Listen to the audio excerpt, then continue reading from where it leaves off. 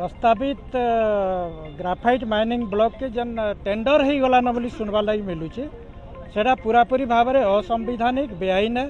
कारण बिना पल्ली सभारे बिना ग्राम सभारे बिना जनशुणाणी रे एवं बिना ग्राम पंचायत कनसेंट रे लोकंकर कनसेंट रे टेंडर हो जाऊे। गोटे तमिलनाडुर गोटे कंपानी टेंडर नहीं बोलिक शुणवार लगी मिलूचे। हेतिलाई जन असंतोष आमर पारनागढ़ ब्लॉक रो सालेपाली ग्राफाइट माइनिंग ब्लॉक जेनटा कि 26टा गाँव लोक विस्थापित हेबे जेन हजार हजार हेक्टर सुंदर जमी जंगल जल संपत्ति अच्छे। लोक मैंने चाष बास करी जंगल जमी जंगल जात द्रव्य संग्रह विक्रय करी से माने खुशी रे चलुछ।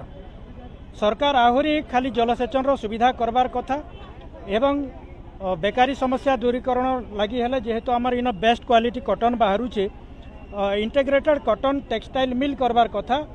Cotton to yarn yarn to fabrics fabric to garment हो पारबा।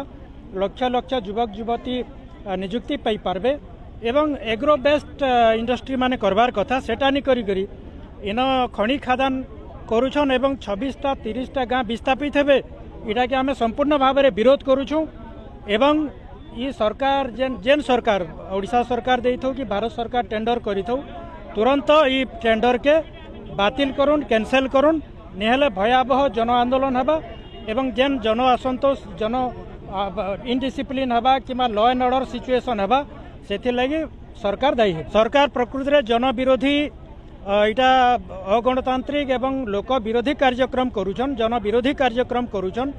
लोकंकर आग भी मान्यवर सुप्रीम कोर्ट राय अच्छे जे जनशुणाणी हेबा कोनोसी जगार फैक्ट्री इंडस्ट्री करबार आगरू विस्थापन हेबार आगरू सेन जनशुणाणी हेबा लोकंकर कनसेंट नि हेबा पल्ली सभा ग्राम सभा रे लोकंकर मंजूरी हेबा ग्राम पंचायत रो भी सेन रेकमेंडेशन हेबा।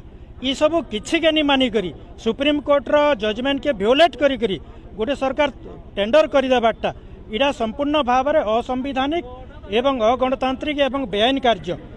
तेणु आमे सरकार इभलिया मनमुखी कार्य के निंदा करुछु एवं तुरंत सरकार इटा के प्रत्याहार करुन बोली दाबी करुछु। निश्चित भाव में पार्लियामेंट रे स्वर उत्तोलन हेबा दाबी उपस्थापन हेबा एवं जेन माने ये सब बेआईन कार्य रे लिप्त अछन से माने सुप्रीम कोर्ट रो आईन के जेहेतु व्योलेट करुछन से मानकु सुप्रीम कोर्ट रे दंड विधान करबार लागि भी आमे सुप्रीम कोर्ट रे भी मामला दर्ज करू।